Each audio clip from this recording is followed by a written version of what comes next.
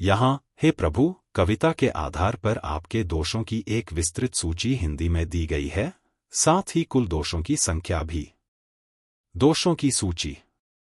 अशुद्ध भाव, हृदय में शुद्ध भावनाओं का अभाव, सर्वत्र भगवान को न देखना, संसार में सब कुछ भगवान का रूप न देखना, लघुता और दीनता का अभाव, विनम्रता और नम्रता की कमी, गुरुदेव की आज्ञा का पालन न करना, गुरु की आज्ञाओं को हृदय में स्थिर न करना, भगवान पर दृढ़ विश्वास का अभाव, भगवान में दृढ़ विश्वास की कमी, भगवान के प्रति परम आदर का अभाव, भगवान के प्रति परम आदर की कमी, सत्संग का अभाव, अच्छी संगति का अवसर न मिलना, सत्सेवा का अभाव, अच्छी सेवा का अवसर न मिलना, अर्पणता का अभाव, भगवान के प्रति पूर्ण समर्पण का भाव न होना, अनुकूल आश्रय का अभाव, भगवान का सहारा न मिलना, विवेक का अभाव, यह समझ न होना कि एक पापी होने के नाते क्या करना चाहिए, धैर्य का अभाव,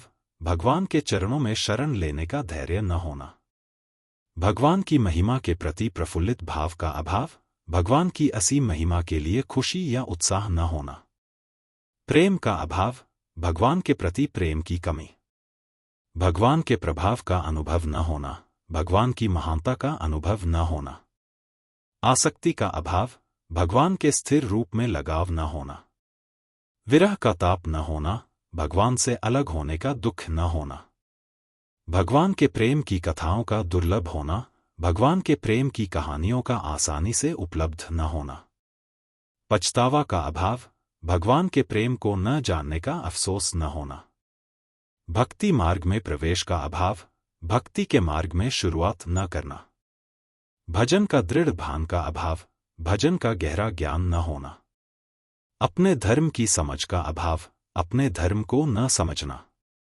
शुभ स्थान प्राप्त न होना, मोक्ष प्राप्त न होना, मर्यादा धर्म का पालन न करना, नियमों और धर्म का पालन न करना, व्याकुलता का अभाव, गलत कार्यों के बावजूद बेचैनी महसूस न करना, सेवा के प्रतिकूल कार्यों में लिप्त होना, सेवा के विपरीत काम करना, इंद्रियों का अनियंत्रित होना, शरीर की इंद्रियों पर नियंत्रण न होना, बाहरी चीजों से आसक्ति, सांसारिक चीजों से लगाव होना, भगवान के वियोग का अनुभव न होना, भगवान से अलग होने का एहसास न होना, वचन और नयन का सही न होना, वचन और आंखें सही रास्ते पर न होना, अभक्तों से उदासी न होना, जो भक्त नहीं है उनसे दुख महसूस न करना, घर आदि से विशेष लगाव न होना, घर आदि से ज्यादा मोह न होना, अहंकार से रहित न होना, अहंकार से मुक्त न होना,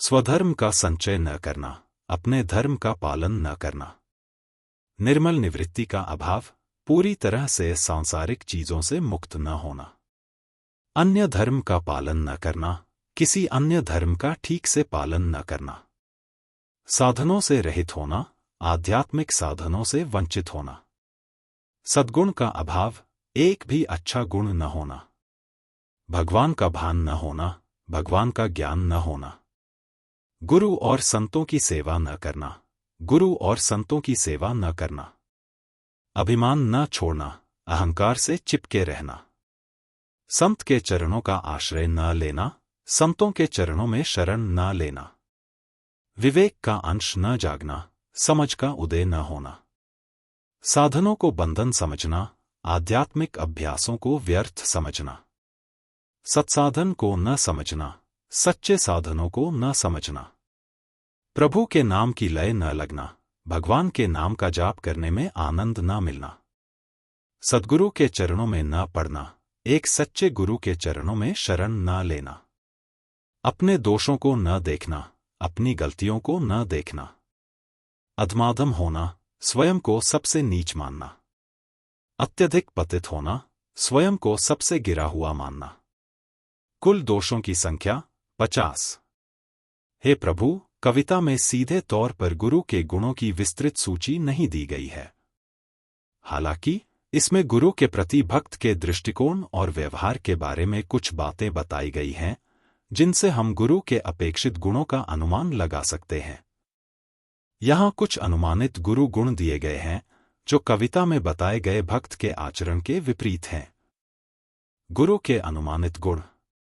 आज्ञा का महत्व। गुरु की आज्ञाओं का महत्व होना चाहिए जो भक्त द्वारा हृदय में धारण करने योग्य हों। भक्त द्वारा आज्ञा का पालन न करने का उल्लेख है। प्रेरक विश्वास। गुरु ऐसे होने चाहिए जिन पर दृढ़ता से विश्वास किया जा सके।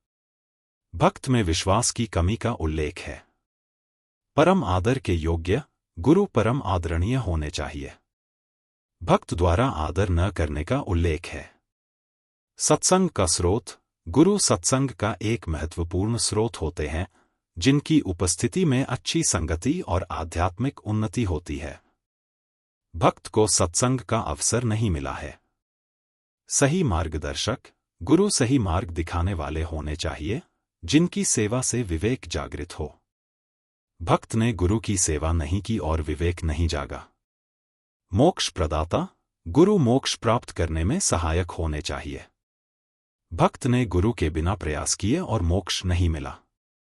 सद्गुरु का महत्व। सच्चे गुरु का महत्व होना चाहिए जिनकी शरण में जाने से शांति मिलती है। भक्त सद्गुरु के चरणों में नहीं पड़ा।